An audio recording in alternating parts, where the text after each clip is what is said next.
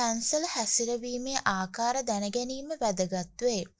ඔබට ලබා ගැනීමට අවශ්‍ය පැන්සල් ඉරි අනුව පැන්සල හැසිරවීමේ ආකාරය වෙනස් වේ.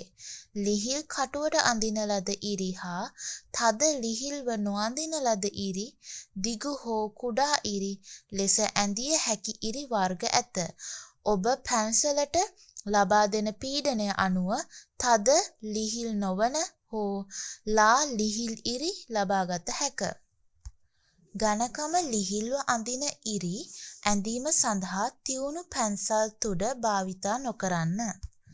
ඒ සඳහා මහපට ඇඟිල්ල හා ඇඟිලි තුඩු වලින් පැන්සල පැතලි ලෙස කොළයට පතිත වනසේ අල්ලා ගන්න. ඒ අවස්ථාවේදී ඔබගේ අත කොළයෙන් පොඩ්ඩක් උඩ හෝ සියුම්ව කොළය මත තැබිය යුතු අතර කොළය මත තැබීමේදී ඇඳපු ඉරි බොඳ විය හැකි බැවින් ඒ ගැන අවධානයෙන් සිටිය යුතුයි. මෙම දිගු රේඛා ඇඳීමට ඔබට ඔබගේ මුළු අතම භාවිතා කළ හැක.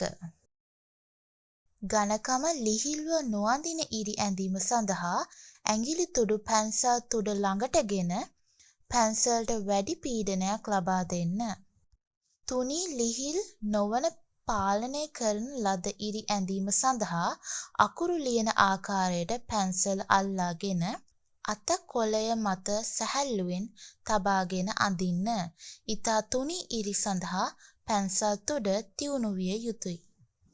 දිගු වක්‍ර රේඛා ඇඳීමට පැන්සල් තුඩට ඈතින් අකුරු ලියන ආකාරයට පැන්සල අල්ලා ගන්න. ඒ සඳහා අත සැහැල්ලුවෙන් කොළය මත තබා ගන්න.